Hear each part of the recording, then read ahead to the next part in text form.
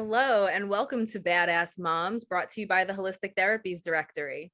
I'm Nicole Cruz, super busy mommy coach. Before I introduce my guest, I want to let you know that I am taking applications for one-on-one coaching. So if you're interested, the easiest way to apply is to send me a message at Super Busy Mommy Coach on Facebook or Instagram. You can also go to superbusymommycoach.com, but it's more direct to just message me. All right, today I am super excited to introduce Tyler Charlebois. I have a feeling this is going to be a multi-part, multi-episode conversation because we can just go at it for hours. Tyler is a peak performance coach specializing in helping people change their emotional and relationship habits. He's helped people from suicidal situations all the way to trying to find a good date for themselves. He helps people master their inner world so that they can have anything they want on the outside world. Tyler, thank you so much for being on the show. Welcome. I appreciate the warm welcome. That's awesome. I'm excited to be here. Yeah. So, let's jump in. How did you get into this world of emotional and relationship habits? Yeah. So great question. When I was as little as I can remember, literally in elementary school, I remember just like wanting to understand like the bullies and stuff in school because I was such just a nice, like warm-hearted little boy. And it started from there. Realistically, I was like, what is making them do this? Like, I don't know why they're being mean. And then, I get to, grade 8 to have my first heartbreak. And I'm like, oh my God. And so I wanted to understand, my emotions there. And even like started to want to understand relationship little bit. Cause like, I thought I was going to marry her. And I didn't. Sorry to break that up. Shocker. Yeah, exactly. And then I got to high school and things changed. And it was like, I started to notice this pattern that like, it was like the cool thing to be depressed, like to have depression. And I was so curious about it because I was like, these people who were telling me that they had depression or had anger management issues or what else, anxiety disorder, whatever, all these things. And I was like, what is going on here? Because they're telling me and I'm hearing it, but they sound fine. Like they're smiling as they tell me they're having a good time. So I'm like, to me, that doesn't sound like it makes sense. But I was like, okay, no big deal, carrying on with life. And then I started to get into my own relationships and I couldn't make it last longer than like 40 minutes. And I was like, what am I doing wrong here? So I was like, all right, emotions, I'm confused about them. Relationships, I'm confused about them. So I started just like looking up everything I possibly humanly could. And ironically, though I couldn't seem to keep my own relationship, and I was kind of a hothead myself then, there was something I was like uber curious. I was just curious all the time. And so I used this to understand myself and relationships. And when I started to like get like some kind of insightful answers, plus I'm just a super heart-centered person when it's like I feel for people. So I use my curiosity and my level of like caring about people to get these answers. And I started to notice some patterns, about like emotions and relationships and stuff. So I kind of became like the go-to fix-it guy, like Mr. Solution in high school. And it was for like stupid things from like, dude, how do I talk to that girl? To, girls coming up to me like, oh, my guy's being mean. Like, what do I do? Or, oh my God, what do I say to him? He said he liked me. Like all the things. All the way down to when I noticed that people would say, oh, well, Tyler, like I'm really depressed or whatever. And I'd be talking to them and I'd see that like I could make them laugh and stuff for like long periods of time. And so I was like, okay, there's something going on here deeper and I need to understand it. So essentially after high school, thinking about college and stuff, I was like, well, maybe I want to go to school to be a therapist.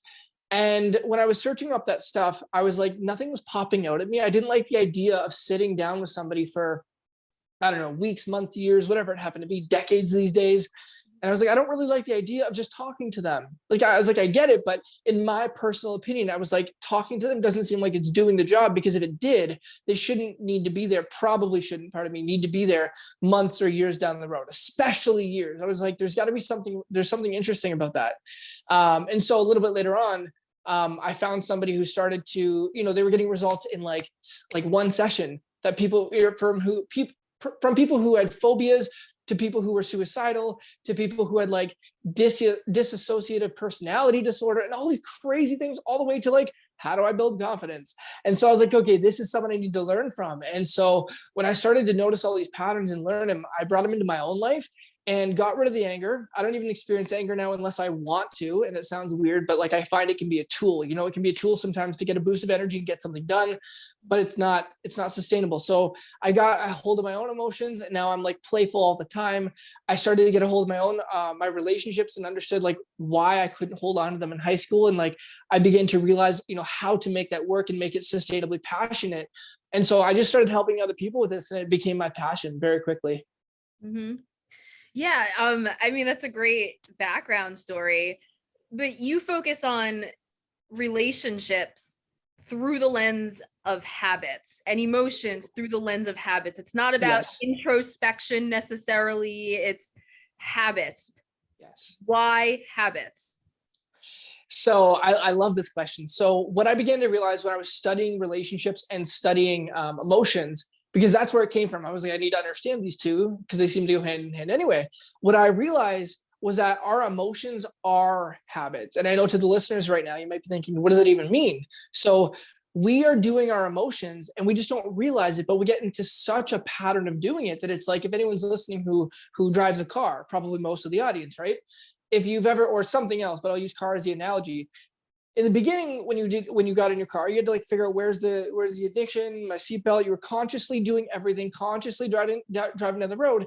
But then you do it 3, 4, 5, 6, 7, 8, 200,000 times, and you're just you leave your house and you get to your destination, and then you're like, I don't even remember getting in the car. Like it's just so unconscious. You're doing it unconsciously, so it's habituated. So I realized our emotions are our habits. Like I call it your emotional home. We all have a habit of a few emotions. We are doing them all the time. And people, I realized, have a pattern of like, no matter what's going on in their life, whether it's a traumatic situation, a joyous situation, whatever it is, they'll always find a way to get back to the emotions that they have a habit of doing. And so when I realized this, I was realizing, okay, wait, if people are habitually doing their emotions, this has to be relating to their relationships as well, because the way we feel, right, is going to determine how we react or respond or behave, and that's going to affect our relationship, because we're in this cybernetic loop with the other human being, right? Like if I'm mean, you have to respond to my meanness. If I'm loving, you have to respond differently just to stay connected to me. So I realized, okay, not only are our emotions our habits, we're just doing them unconsciously. We don't even realize that. We've been taught almost that they happen to us or they come to us, as opposed to, no, we get triggered in the environment, but then we find a way to get there no matter what, because it's comforting. It's our home. And when we bring that to relationship, we have the same ways of responding, the same ways of making evaluations in our head to get towards like a decision that we're going to make. We have habits of beliefs, habits of emotions, habits of thoughts, habits of communicating that lead to the quality of our relationship as well. And we don't even notice. Sometimes I'll have people, men and women, they come up to me and they say, Tyler, like, I do everything for him or her and they give me nothing in return. Why should I do this if they don't even do that? And they don't even realize that the way that they're communicating and the way that they're using their emotions is making this person on the defense to need to react in a certain way. And so I'm all about finding what are the habits that are creating the results you're getting in your life, whether it be relationship or somewhere else. What are the habits of emotions and the way that you're behaving all the time that are creating your results? Because if we can get to the belief systems you have that are creating these emotions, you can change anything else in your life, because it's going to change the way that you're behaving, thus your results. I mean, that makes total sense. And I mean, that idea, it's not even new. It's thousands of years old, like the practice of Vipassana is pretty much all about that. Like, I'm not a meditation teacher, so I'm not going to say this like necessarily authoritatively, but when I took my, first Vipassana course, like, and I'm listening to the lectures on, Sankaras, which sounds really mystical, right? And I was like, oh, he's talking about habitual reactions. Like that's Yes. even the analogy that he used for them is the same analogy psychologists use for brain pathways. Like, oh, if water is going through a channel and it keeps going over and over, it gets deeper and deeper and it takes longer to undo it. I was like, wow, I think I heard that in Psych 101. Okay, someone thought of this like a couple thousand years ago and came up with this genius method for undoing these habitual reactions in our brains. So right. what you're saying is like 100% like, it's not intuitive to those of us who grew up in this culture, in at least the typical way people grow up in our culture. It's not intuitive at all, but it's extremely scientific, and it's not a new idea. It's Mhm. the test of time. So like, I'm 100% with you on that. And it's so important. But then, you know, it's one thing to be like, oh, I know I have this reaction, or I get triggered or whatever, and I'm like trying not to, but it keeps happening. Like, I get it on an intellectual level, but I still have that internal experience. You know, I don't know how to turn that off. It's like, I want to, I understand, but it's not actually it, you know, it's like my intellectual understanding and beliefs aren't really in line with my emotional reactions or whatever. So how do you actually change that so quickly? Right. So great question. So to give some context to this, because I know some listeners might be like, whoa, whoa, whoa, slow down. Like, how do I even, like, I just getting the fact that like I'm doing my emotions. What does that even mean? So just a quick on that, and then I'll absolutely explain that too. We have to think about it in this term. Okay. So we're taught nowadays, everything's a chemical imbalance and a disorder and an illness. Those three things I hear so often, and I'm breaking people's beliefs of them as they come to work with me or my audience or whatnot. Right. So in quick terms, let's think about it this way. I said we do our emotions. I'm going to explain this in just real quick terms. So think about this for a second.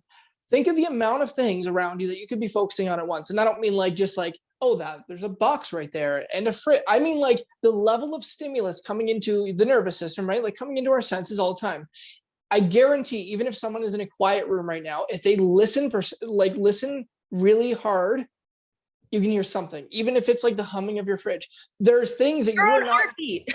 Yeah, exactly. You can. So, but that's a perfect example, right? So we have five senses, and if we were to literally pick up all the sounds, all the like the feeling of against your skin, like if we were to pick up all the senses at the same time, all the time, while trying to maintain a conversation, we would literally go crazy. You'd be like out of your mind, because there'd be too much coming in to process. So what our brain has to do is generalize, delete, and distort all of it pretty much. So Yeah. I think the statistic was that there's about 2 million bits of information coming in at once. And anyone, by the way, if you want to understand more about this, go look up neuro-linguistic programming, and it'll explain everything I'm about to. That's obviously one of the things I studied. But there's 2 million bits of information coming into our senses at once. Okay. But because the brain would literally go banana sandwich, literally, if you were to try to process all of that, we have to delete and distort and generalize so much of it so we can even make sense of our world. So without going too scientific and even how that works, now that kind of makes a little bit of sense, I'll tell you, we all have patterns of focus, okay? We have patterns of focus on what's in our control or what's out of our control, the past, the present, or the future, what we have or what's missing. And so if you think about this, all these things are happening at once, right? All of these senses are being, all these different things are coming into our senses at once. And we have to distort, delete, and generalize all of it to make sense of our world. Well, we all have patterns of what we're deleting, distorting, and generalizing. That's where the pattern of like, okay, you focus on the past, the present, the problem, the solution. Like, what's your pattern of focus? With that being said, focus equals feeling. Like if you focus on something long enough, like if you focus on a memory, you focus on something that might happen in the future, you focus on something bad that happened a couple minutes ago, right? What's wrong is always there. And if you focus on it, you're going to feel it. Like in 2 seconds, you'll feel it because your biochemistry is going to switch, right? But so is what's right. What's right's always available as well. What's right, what's good, what's happy, what's positive in nature. You could have just been in a car accident and have a big ass bruise on your leg. Like that's like a mini example. You could have like a big trauma on your leg, but if your pattern of focus is to focus on, okay, well, like, what can I do right now to help myself or help other people? And you don't focus on like the pain of it, you will literally experience something different than pain, because you can only feel what you're focused on. Like physiologically, your nervous system can only process and bring up to the brain what you decide to stop deleting, stop generalizing, and stop distorting. So I know I said I wasn't going to go too scientific, but that was pretty scientific. So in terms of breaking the habit, okay, first you got to realize you, my friends, me, her, we're all doing our emotions. And I only told you one piece of it because I don't want to go into the whole thing right now. It's a lot, but by what we're focusing on, that's a big one. So if you can realize, oh shit, okay, I do focus on, more than negative, but there is positive in my life. I'm breathing. I have a son. I have a beautiful daughter. I have work. Like, I live in a first world country. Like, there's so many things. I'm just randomly saying things. But if you realize, oh shit, I do have a pattern of focusing on what's missing or what's wrong or my past or, what may happen in the future that could be bad. I do have a pattern of that. That's the first thing you got to notice. Just bring it to your conscious, right? I want to use as most grounded or watered down language as I can, because I know when I first learned this, I had to slow it down too. So if you bring what you're not even really noticing and you just make yourself aware of it, that's what unconscious to conscious means. So if you just make yourself aware, like, oh shit, okay, I see it's a pattern. Great. Now that you see it's a pattern, all you have to do, and no psychologists seem to tell you this, but I'll tell you right now, people are doing it all around the world who understand this work. You have to interrupt that pattern of focus immediately. The second you think of, I don't know, that shit, my boss, yelled at me last night, or, oh, I had a bad date yesterday, therefore it means, I'm not worthy, or whatever it is. You had a bad date. Let's use that. You can keep focusing on the bad date, or you can, the second you go to it, you can just stop focusing on it right away and just actually find something in your brain. Okay, like, I want to remember a better memory. And then you stack that one memory after another, after another, after another. And then it's not going to stop it right away. But the next time you think about that bad date, right? Then again, you stop it and you think of other things. Eventually, what your brain is doing, because we're always making neuro connections, right? Which means connections in the brain. And this is how we attach things, right? So for example, you learned that the word love, we all have an association to what the word love means to us, right? I say love and you don't think, oh, I hate that. No, you think like, oh, like the cute and the fuzzies and stuff. So we have an automatic association to the word love, right? Your brain does the same thing in terms of thoughts and feelings and shit like that. So I know I'm so professional with my language, but you think about it. So now you think about the date. And when you have consciously been like, oh, bad day. Oh no, okay, this good memory, this good memory, this good memory, this good memory. And you stack that. Eventually, if you do it 4 or 5 times, your brain is going to start to, it'll go to that date and it'll automatically go the other way because you're creating a new neural connection, right?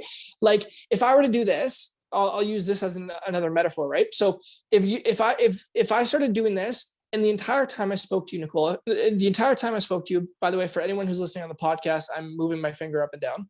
So if I were to do this the entire time that we were on this podcast, which would probably be like 6 hours if we kept the rate going, right? And I just didn't stop. And I kept going. I'm not kidding you because of how the nervous system works and how the body works. When I just, put my hand down or whatever, it would eventually just start doing that by itself.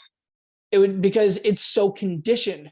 Every time you do this, a neural pathway has been created. So the more you do that, the thicker it gets, and it becomes like a highway versus just like a dirt road. So your brain goes there way easier because it's a pattern. So what you need to do, realize you're doing it. The second that you do it, you go, oh shit. And then you do anything else, but you got to consciously notice it and then break the pattern. So let's pretend I was doing this and I wanted to stop it and do this one. Not that you would do that, but just for the point, if I was like this, I can't just like consciously be like, no, and stop, because eventually just stop. You have to catch it and do something else to create a new neural pathway. So you're breaking the neural pathway and creating a new one. So you can do this very, very quickly. Like I know to get rid of a phobia of spiders, there's more into this one, into to phobias, but it's the same thing. I had a phobia of spiders. So anytime I'd see a spider, my body would have an automatic association of like, holy shit. But now when I see them, it's neutral because I broke the pattern of association in a little bit different, but a similar way I was just explaining. You consciously get it and you redirect it. And now when I look at spiders, it's not like, oh, that's so cute. No, they're still disgusting, but now it's neutral. I don't have that like crazy reaction. So you break your emotional or relationship patterns by consciously realizing, oh, that's the pattern I keep doing. This is not me. It's not a diagnosis or an illness or a disorder or a chemical imbalance. I'm sure there's other labels I'm missing. It's a pattern that I'm doing with my focus. I'm focusing on something. Second, you notice the pattern, you focus on it, go somewhere else. Go somewhere else, go somewhere else. And eventually you'll just go that place automatically because your brain knows that that's where you got to go after having this thought. Like, it's like sometimes I swear talking to you, it's like, am I talking to myself? Like, I mean, what you just said, like you don't feed, you choose what you're going to feed, right? Like random things can pop up in your heads, but you choose either to feed it and help it grow or to feed something else. Yes. And so if you're conscious about what you're choosing to feed, then that other thing is going to grow. And over time, you get better at it. Like, it's a freaking skill, people. Like, you know what I mean? Like, it's not like, you know, like you listen to this podcast and then later you're going to get rid of like the deepest traumas by trying it one time. It is a skill. But as you get better, you can get better at feeding the other one, redirecting and interrupting these things faster and faster. Absolutely. And the other thing I wanted to mention about that too is I was saying, you know, interrupt the pattern. What's also really useful is to realize that until you, I was going to say anger, but I'm trying to use watered down language here. Until you attach or associate pain to a current pattern, a current behavior, smoking, a current behavior, yelling at your kids, a current behavior, attracting bad dates. Because yes, that is a pattern. Mm-hmm. Excuse me. So if you notice that, you can't just try to break the pattern and redirect it. You can do that with thoughts. That's a thought one. There's no, you don't need to attach pain to it right away. You don't need to attach pain and switch. The thoughts you can just redirect. In terms of the actual habits of like emotion and behaviors, the reason we keep doing them is because they're fulfilling us. They're meeting needs. Even if the results are destructive, they're meeting our needs, our survival needs. That's why we keep doing it. So what you need to do is, if you try to break that pattern, you'd break it for a minute. And even if it actually started working, eventually you'd go back because your brain knows that's a way to meet my needs, for comfort, for variety, for, you know, to feel really important or special, to feel needed. Like, I'm going through them a little bit here, but we can do that like another time. But when it starts to meet our needs, it's going to be hard to break. You can break it, but what you first have to do, you have to realize, not just realize that there's no such thing as pain or pleasure on something until we decide that it's going to give us pain or pleasure. That's a decision, by the way. It's not just like it happens to you. You have to decide, oh, I like that or I don't. We have to attach enough pain to a behavior. It's what I call leverage. You have to attach enough pain to an emotion or behavior before you can change it. Because if you try to change something, if you love smoking, like if you genuinely enjoy it, you're not going to be able to break it, because your brain, no matter what good tool you use, your brain's going to go, no, dude, like, dickhead, I actually enjoy that. Stop doing that. Like, I enjoy this. You have to get to the point, like, let's say it's smoking. You have to get to the point where you're like, this is disgusting. I hate, and this isn't my language. I'm just saying, like, this is just like the kind of place you have to get to, is like where you associate to a behavior or an emotion. Like, I hate this. This is how it's destroying my relationships. This is how it's destroying my health. This is how it's destroying, you know, my own identity of who I am. Whatever your leverage point is, you get enough leverage. Now you can break it without a problem. And the more leverage you have, or the more leverage or pain associations, same thing, the more leverage you have on yourself, the easier it'll be to break. I've seen it before where I've helped clients get so much leverage on themselves, they didn't need to break the pattern. That did break the pattern. They're like, God, they're like, I can't do this anymore. And I gave them something to do, and they just skipped over the pattern thing, the pattern breaking, because they didn't need to. It already broke their pattern to be associating so much pain to this that they're like, no, I'm done. Mm-hmm. Didn't need to break the pattern. No, 100%. And even just with like the fitness and nutrition coaching I do, the order in which I introduce things is very methodical and intentional. And it probably seems random to people, but I introduce things based on what's most likely to help someone feel results first, not lose weight, not be able to lift 300 pounds, feel results first, because that's on a very subconscious emotional level, right? Absolutely. And so once a person does something and then they fall off the wagon and they feel like crap, and this is like a turning point I tell all of my clients about when we talk about habit formation. Once you fall off the wagon and feel like crap, that's it. Like, it becomes so much easier after that. You know, yes, that's the pattern interruption. It's like, and I talk about even with you know, like when people come and like, you know, oh, I want to lose weight, I want to be like, have more confidence. It's like, your why, if it's just about how you look, I find that that's rarely strong enough for people. And it has to go back to how they feel, because if it's just how they look, most people, they're not going to be motivated enough by that to deal with the discomfort until all of a sudden those habits that cause them to be out of shape or unhealthy are more uncomfortable. And so it's, and even like when you think about like having a regimen, right? Like, if So when we talk about taking care of yourself, right? If you are doing it because you hate your body, you're not going to want to do these things, because every time you exercise or make a healthy meal, you're associating it with hating yourself. It's like if you get a I don't know, what are the cars people like to drive now? I'm in New York City. I don't have a car.